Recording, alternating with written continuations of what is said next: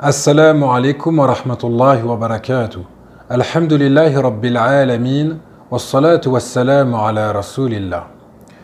Nous avions vu précédemment que lors du jeûne obligatoire, il y a pour certains cas, certaines situations, une excuse valable pour rompre son jeûne. Et j'aimerais qu'on revienne sur le cas de la personne qui est atteinte d'une maladie dite incurable, dont on n'espère pas la guérison, et d'une personne âgée, une personne qui a atteint la vieillesse et dont le jeûne représente une difficulté pour elle. Donc on avait vu que dans ces situations-là, ces personnes-là ont une excuse légiférée. Il est permis pour ces personnes-là de rompre leur jeûne, de ne pas jeûner. Mais on avait vu que comme ces personnes-là, dû à leur situation, elles ne pourront pas rattraper ces jours de jeûne, alors on avait vu que elles doivent en contrepartie sortir une fidya, c'est-à-dire une compensation. Et j'aimerais éclaircir ce point et expliquer comment sortir cette compensation. Donc simplement, pour chaque jour de jeûne dont la personne n'aura pas pu jeûner, pour chaque jour de jeûne non jeûné, la personne devra nourrir un pauvre. Donc la personne devra nourrir un pauvre et elle n'aura pas à rattraper ce jeûne plus tard puisque son cas, sa situation ne lui permet pas de rattraper son jeûne plus tard. Donc elle devra, pour chaque jour de jeûne non jeûné, nourrir un pauvre. Alors soit nourrir avec de la nourriture non cuisinée, l'équivalent de nisf sa', la moitié d'un sa', qui correspond à environ 1,5 kg de nourriture. Donc par exemple 1,5 kg de riz ou 1,5 kg de blé ou de dattes.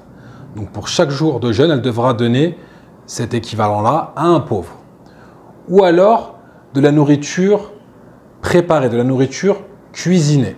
Donc par exemple, cuisiner un repas et pour chaque jour de jeûne non jeûné, nourrir un pauvre et il faut que ce repas rassasie le pauvre. C'est-à-dire que le pauvre, lorsqu'il aura mangé ce repas, il n'aura plus faim.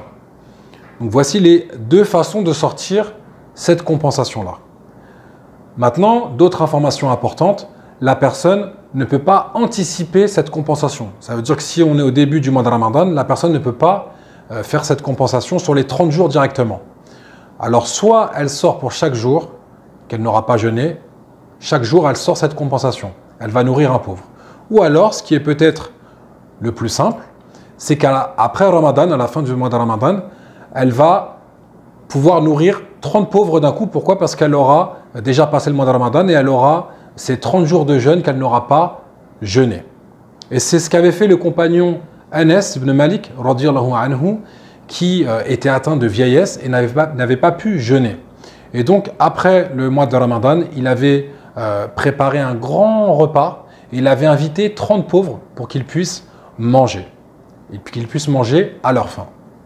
Donc voilà, pour résumer, après le mois de Ramadan, la personne qui a la compensation à sortir, soit elle prépare 30 fois 1,5 kg de nourriture non cuisinée, donc 45 kg de riz ou de blé, et elle va les donner à 30 pauvres. Donc chaque pauvre, il va recevoir 1,5 kg de nourriture non cuisinée. Ou alors elle prépare un grand plat, un grand repas qui va suffire à 30 pauvres, et elle invite 30 pauvres pour qu'ils puissent manger ce repas et être rassasiés, c'est-à-dire atteindre la satiété, ne plus avoir faim. D'autres choses importantes également, il est interdit, il n'est pas valable de sortir cette compensation en argent. Donc on ne peut pas aller voir 30 pauvres et leur donner de l'argent. Cette compensation se fait en nourriture, comme on l'a dit, de la nourriture non cuisinée ou de la nourriture cuisinée. Mais on n'a pas le droit de le sortir en argent. Par contre, une chose importante, certaines personnes pourraient se dire oui, mais il y a certaines organisations de bienfaisance qui demandent une somme d'argent pour pouvoir ensuite nourrir des pauvres. Donc dans ce cas-là, il n'y a pas de souci si l'organisation de bienfaisance prend cet argent-là, puis achète de la nourriture et ensuite la distribue à des pauvres, soit de la nourriture non cuisinée ou de la nourriture cuisinée. Puisque là, elle aura bien réalisé cette compensation en versant de la nourriture. Par contre, si elle prend l'argent pour donner de l'argent, là, ce n'est pas valable. Donc, j'attire votre attention sur cela, bien faire la distinction. Si une association, une organisation de bienfaisance vous demande, par exemple, pour chaque pauvre, elle vous définit un prix par repas et qu'ensuite, elle va acheter la nourriture et faire des repas pour ses pauvres. Donc dans ce cas-là, il n'y a pas de problème. C'est valable, c'est permis. Pour conclure, de manière simple, bi'idhnillahi ta'ala, nous avons vu que lors du jeûne obligatoire, la personne atteinte d'une maladie dite incurable, dont on n'espère pas la guérison, et une personne qui a atteint la vieillesse, dont le jeûne serait une difficulté pour elle, elles ont une raison valable, une excuse valable pour ne pas jeûner.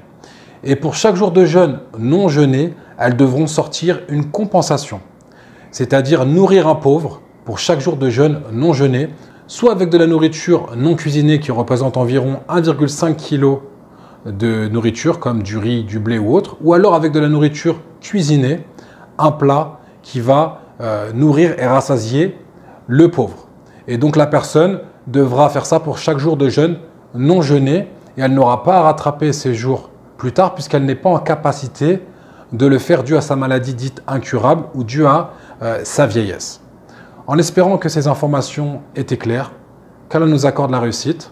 هذا والله أعلم وصلى الله على نبينا وسلم.